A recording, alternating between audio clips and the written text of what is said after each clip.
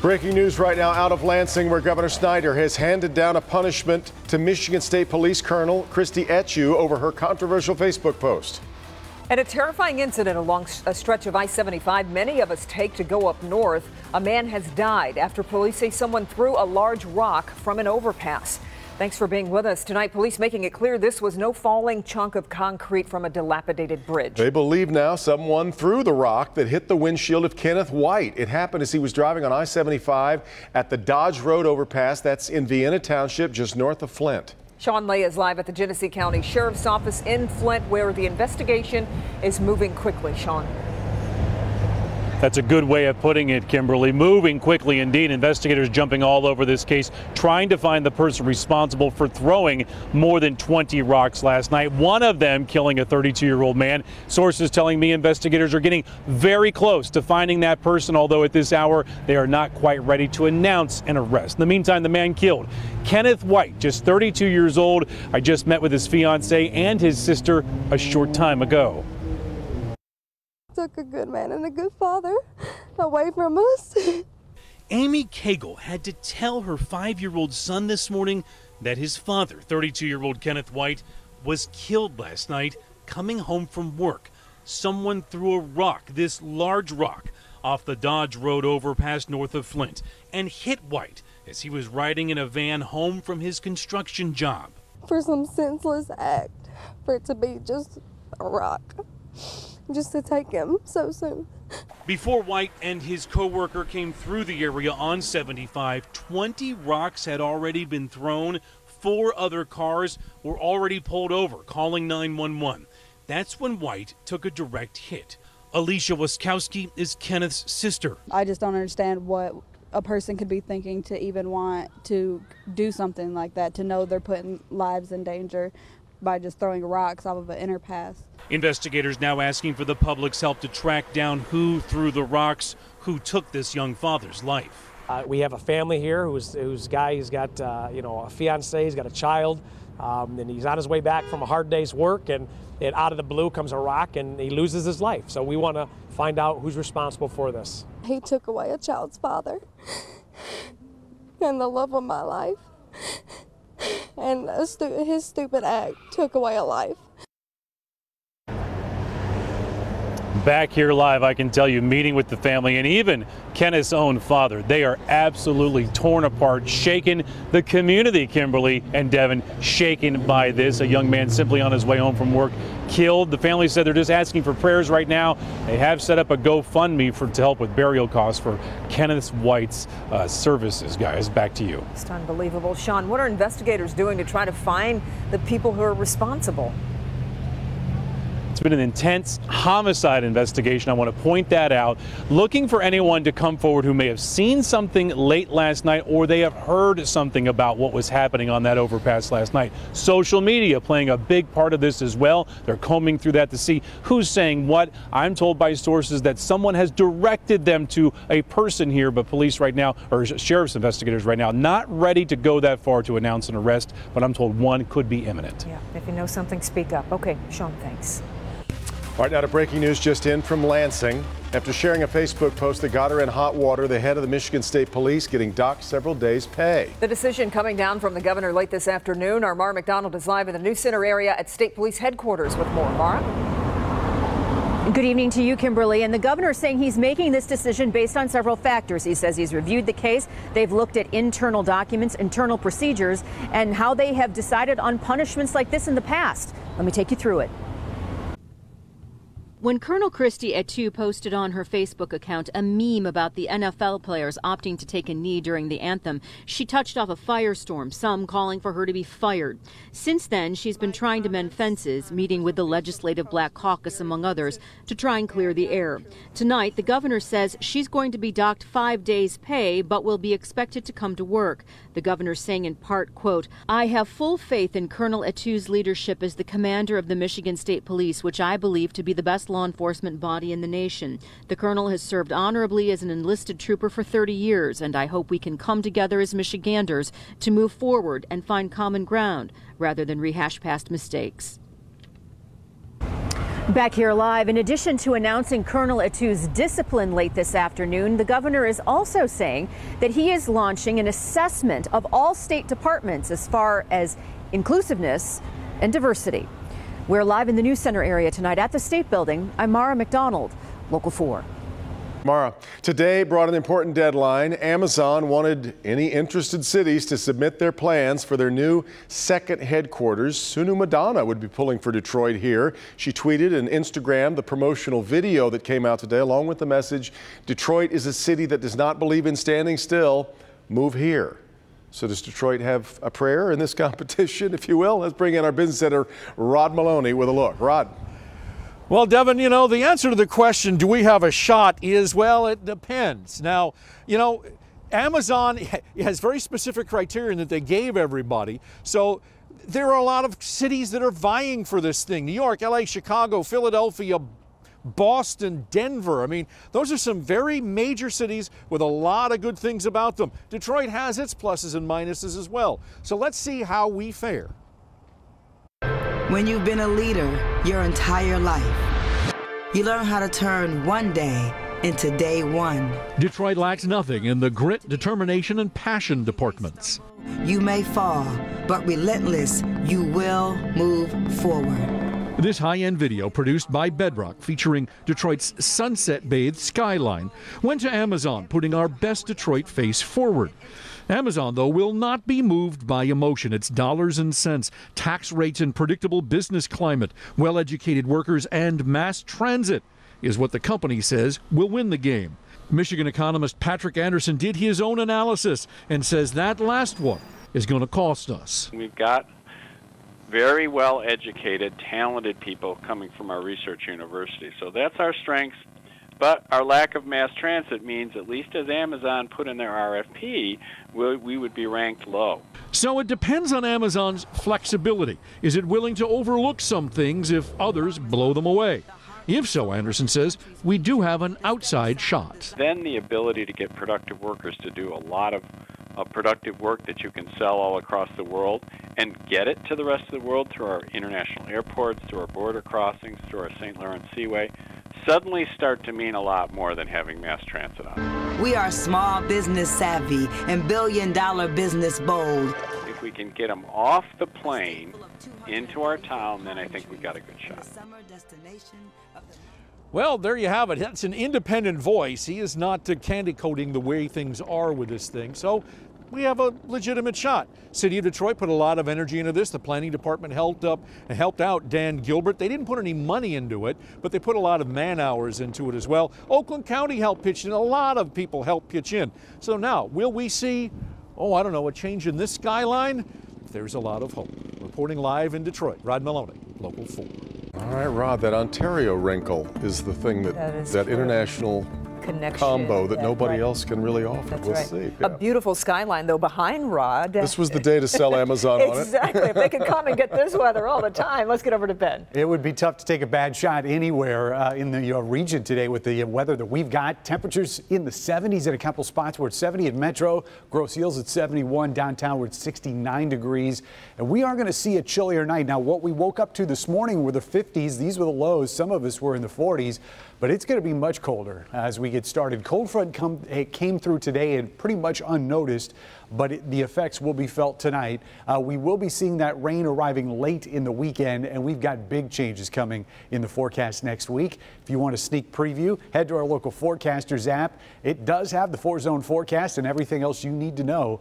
Also, go to our weather page. Click on Detroit.com, guys. Okay, Ben, a warning that went out this morning about a strange school bus was cleared up this afternoon by police. And while there was no danger to students who encountered it in Ypsilanti Township, as Jason Colthorpe reports, it shot a scare into parents. This is the bus stop where the kids were waiting for the bus here this morning just after 7 a.m. The bus was coming down the street here on Tyler, which is totally normal. But the first thing that was very suspicious for parents was that the bus didn't stop here like it normally does. It stopped all the way out here.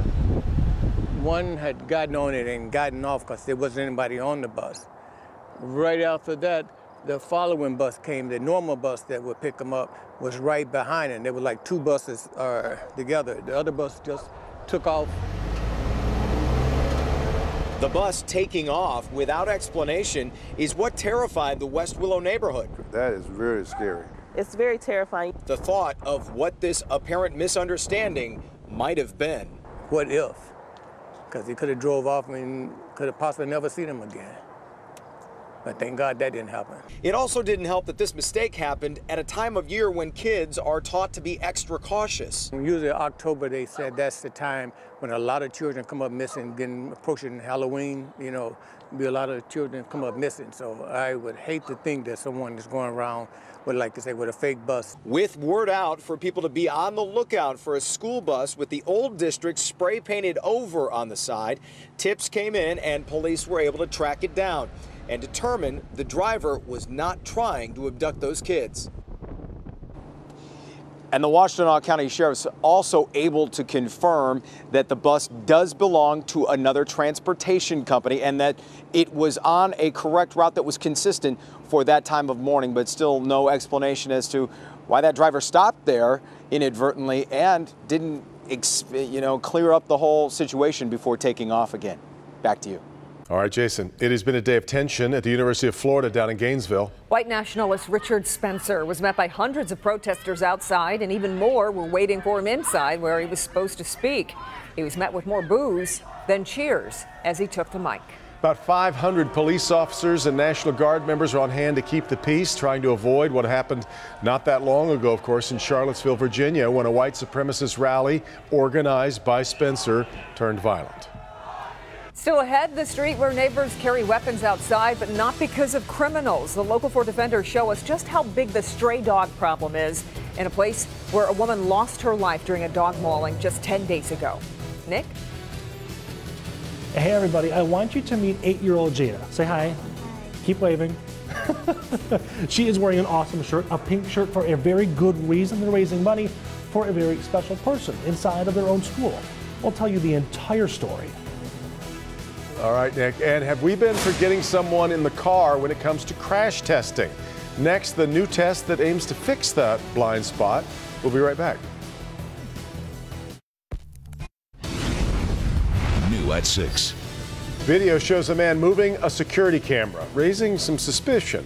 Why is he moving the cameras? Ahead at 6, the concerns a watchdog group has about a new local business. And a new development in the controversial custody case in Sanilac County, who is now out of a job after a convicted rapist was granted parental rights. The Insurance Institute for Highway Safety has added a new crash test to ensure automakers are paying attention to the safety of front seat passengers. In the first test group, 10 of 13 mid-size cars earned good ratings, including the Ford Fusion and the Toyota Camry. But the biggest problem was inconsistent airbag protection in 5 cars, which would put passengers' heads at risk. The IIHS says passing the new passenger side crash test is going to be mandatory for any car maker hoping to get the top Safety Pick Plus rating. We are a little more than halfway through October, which is Breast Cancer Awareness Month, and there's a group of students in Detroit who thought just being aware wasn't enough. Nick Monticelli has a story from Detroit's west side of a school going pink. Well, listen, the awareness part of this is very important to know what's going on during the month of October, but the students here at Warrendale Charter Academy also get that there's something else involved, that people need help, and they did not have to go very far to find someone who could use a little help. What does the associated property teach us? What does it tell us? The classroom is an inspiring place to be, especially today at Warrendale Charter Academy, because all of this pink has a deeper meaning. It's amazing. It's just like, I'm about to go right now. It's exciting. Like, we as Warrendale Warriors, we said that we were painting the school pink, and it shows we painted the school pink. Camilla Evans is the student council president. She, the rest of the student council, and a staffer had a simple idea. Instead of just raising awareness during Breast Cancer Awareness Month, why not raise something else too? So today was a pink out. Students could ditch their uniform for $1 for a much larger meaning. It makes me want to cry that all these people came through, from our kindergarten up to our 8th grade students. But came through for what? That dollar donation isn't for the school, it's for a teacher diagnosed with breast cancer. Last night, students helped post all of these to the wall. noting how many are helping this teacher, which, by the way, raised over $400. Even us as children, us providing or giving back to something, like we can make a big change in somebody's day or week, or just make a change. Everyone loves her. Why? She has a huge heart. She's always smiling. She'll get you the shirt off her back. She's kind and considerate. Kind and considerate, something these kids are showing they've learned too. In Detroit, Nick Monticelli, Local 4. Great stuff. All right, Nick. Sky 4 over the scene in breaking news right now in Dearborn. A fire has broken out at the AK Steel Mill. In fact, you see the smoke right now. I think we were earlier watching flames coming through the roof of this portion of the mill. This is on Miller Road near the Ford plant. No reports of any injuries thus far. There you can see the flames coming through on the side of the building now. We will keep an eye on it from Sky 4. We'll have updates just as soon as they are necessary. Okay, time to get us caught up on the weather here. It feels like it's a little bit warmer than it was even yesterday. Yeah, it is, and we're going to still keep going down this path all the way to the weekend. I mean, what are you going to do, you know? I feel like every day we say, okay, it's going to come to an end, and then we're on a good roll. Yeah, it is. Yeah. Find somebody with a boat this weekend. That's the thing. In late October. Yeah, somebody who hasn't shrunk wrapped it and put it away already, because it's going to be a fantastic 2-day stretch. And as you look out over downtown Detroit, I guess we could just sort of look and find where we're going to put Amazon's headquarters. What do you think? Where's a good spot? You see any good land there? But yeah, any of us is good. Temperatures outside 70. We've got very dry air with that 30% relative humidity. Winds out of the west-northwest. We've seen a couple brisk afternoons and the wind's noticeable, but I'll tell you, it's really nothing compared to the temperatures that are out there. Beautiful shot from Clay Township. Car ferry going up the St. Clair River. Pat sent us this shot, and the water has looked fantastic out there. And as we mentioned, over the weekend, still going to have one good weekend to get out on the water before we have to say sayonara to that. The satellite image is making the clouds look a little bit more impressive than they actually are. We've seen some high clouds today, and that's really all the evidence of a cold front that passed through. Temperatures, as Kim said, were actually warmer today, despite the fact that that front went through. We're really going to notice the difference, though, when we get on the backside of it tonight. Wanted to show you the drought monitor. Despite all of that rain that we had over the last several days, the drought monitor on our side of the state is virtually unchanged. Still that abnormally dry category, mainly in our west and north zones. And it looks like we may need a little bit more before we finally take care of it. The wider shot, I thought this was interesting. Kind of looks like a calico cat, doesn't it? You see his ears and his nose, little patches there.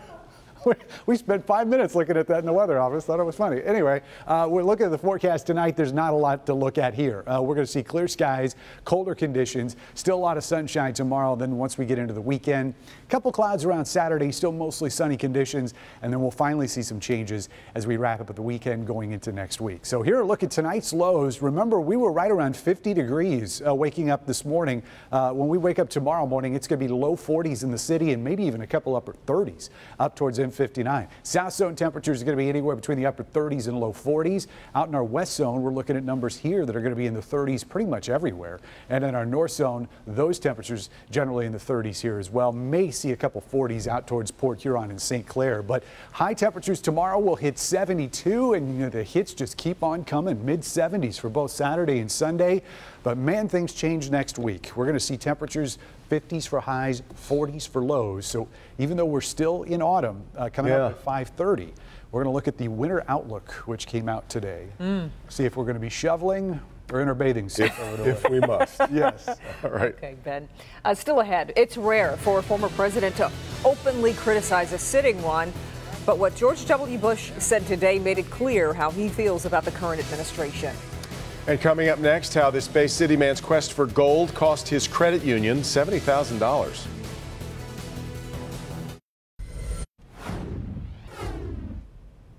Across Michigan tonight, we're following stories out of Iron County and Bay City. But let's start in Grand Rapids. That's where Helen DeVos is being remembered in Michigan for her work as an advocate and philanthropist.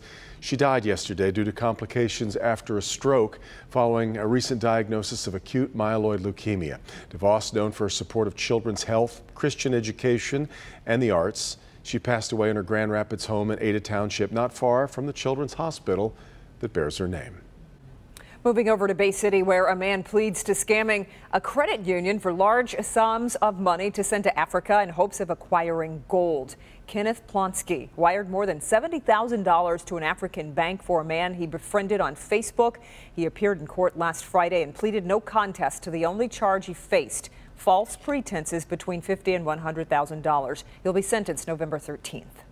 And some big news out of the UP in Iron County. A fish caught by Michael Lemansky has broken a 25-year-old state record, reeled in this 6-pound, 22-inch Cisco while still fishing with a homemade jig. This was on Lake Ottawa. The previous record goes back to 1992, 5.5-pound, 25-inch Cisco. But since state records are only recognized by weight, Lemansky now holds the title.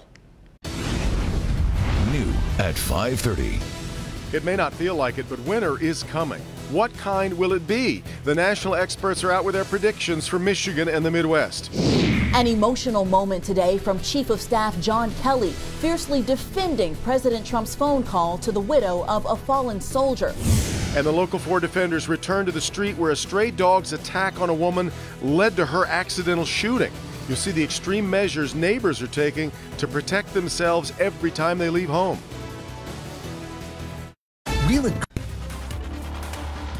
We start Local 4 News at 5:30 with new information on the breaking news we're following in Dearborn. These are live pictures from Sky 4. This is a fire at the AK Steel Mill. You see one building so far badly damaged. We can tell you, though, there are no injuries as they continue to get this fire under control, and they're still working to figure out how it started. We'll keep an eye on it and bring you another update coming up at 6 o'clock.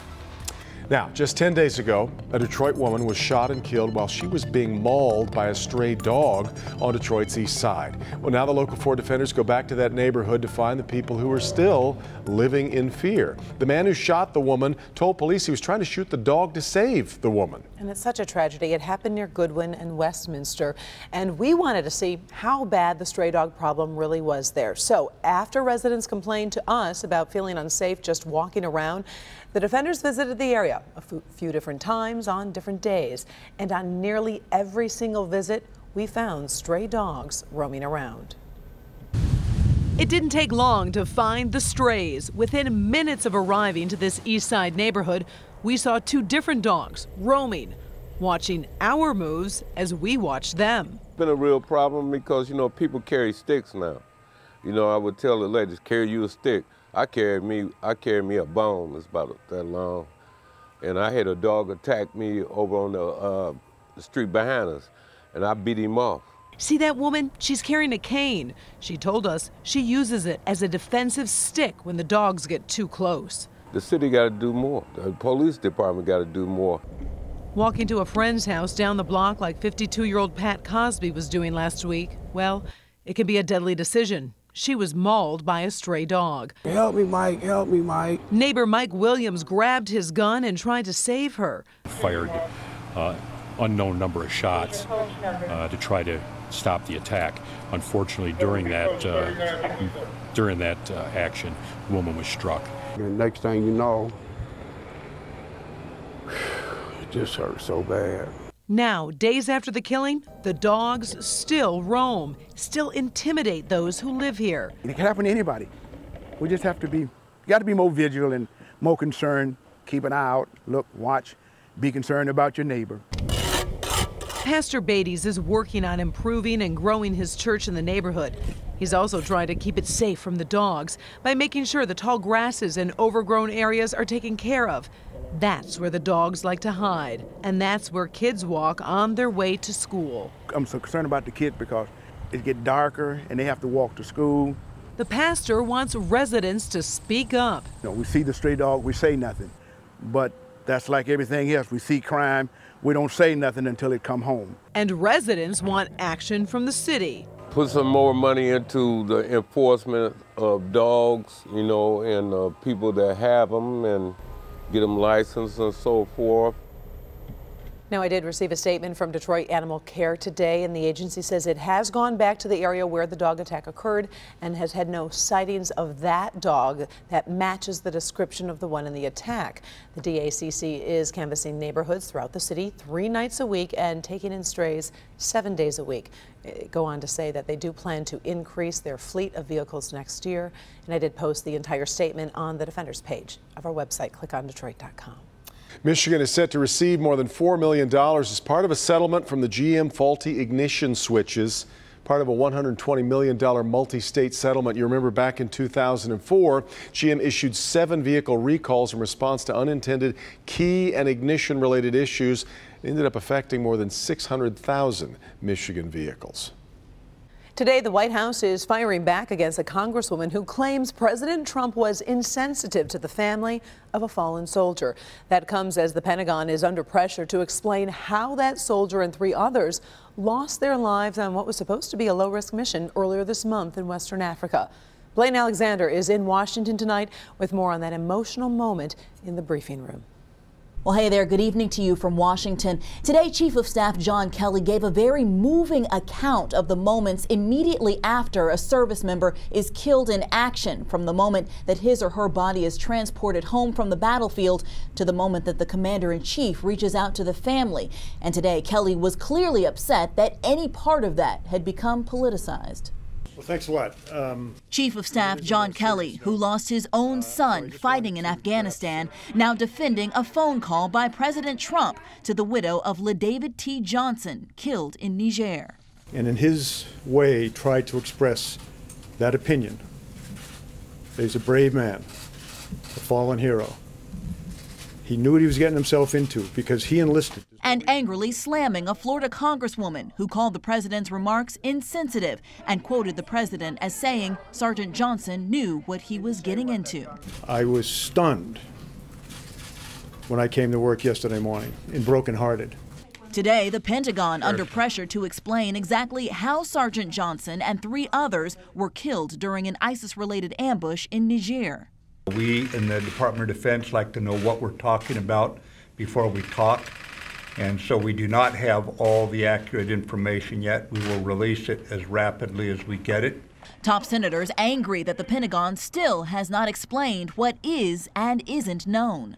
Do you think that you know enough about the deaths of the 4 soldiers in Niger? Of course not. Have you been briefed, or nope. Why not? You'll have to ask the Pentagon.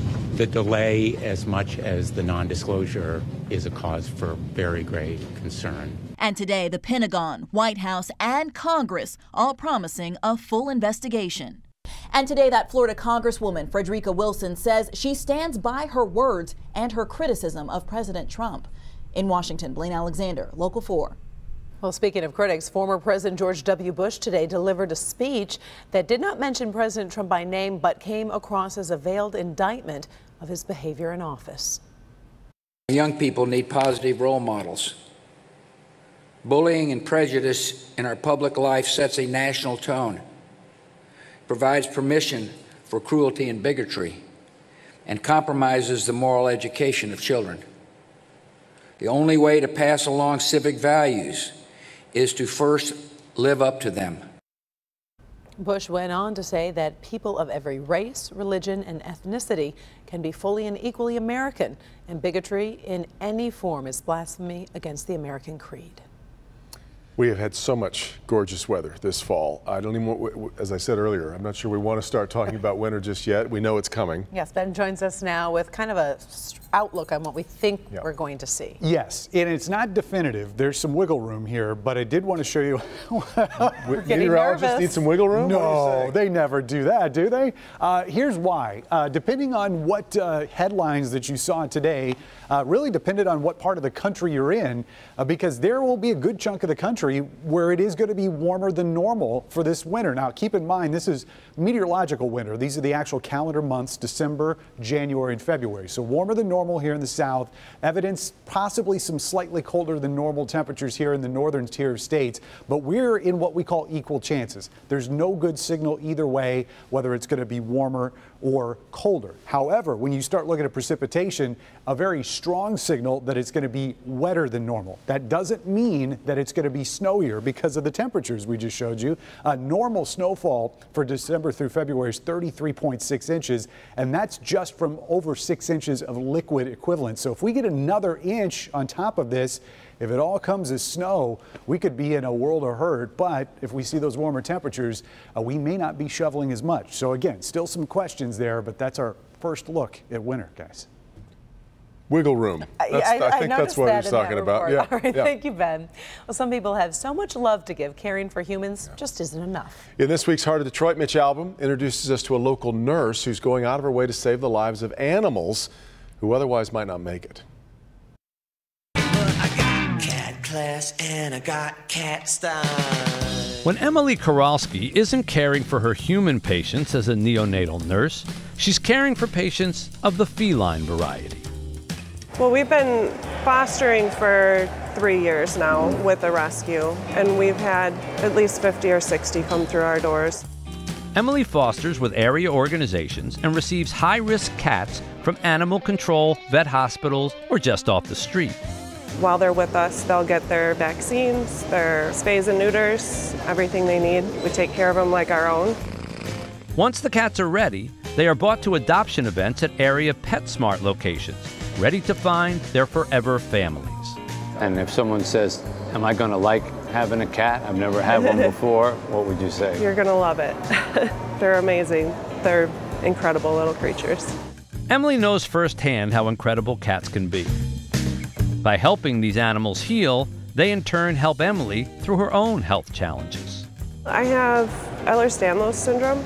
It's an issue with the collagen in the body, loose joints, dislocations every day. And it's sometimes difficult for you to walk or even to stand up in some cases. Yep. Despite her own health concerns, Emily's loving and caring personality is always present, just like each cat she saves. They're just so loving, independent when they want to be, and then when they want love, it's like nothing you've ever felt before. With a little TLC, Emily Kowalski is giving her feline friends a second chance at life and love right here in the heart of Detroit. It really is true. A lot of those animals probably wouldn't otherwise be with us, so it's really sweet. Still ahead, when it comes to politics, would you believe that Lions fans are more Kid Rock or more Eminem? You might be surprised what one study found about the Honolulu Blue and Silver Faithful. Tim. From Donkey Kong Jr. to Michael Jackson's Moonwalker, we're going back to the 80s. Seeing these arcade bars pop up throughout the country, we said it was a no-brainer to bring it to Detroit. Coming up, we'll go inside Detroit's newest hotspot and discover what was old is new again. We're talking gun insurance. Good move for responsible gun owners, or is it a license to kill? We're going to take you inside the debate after the break. New at 6.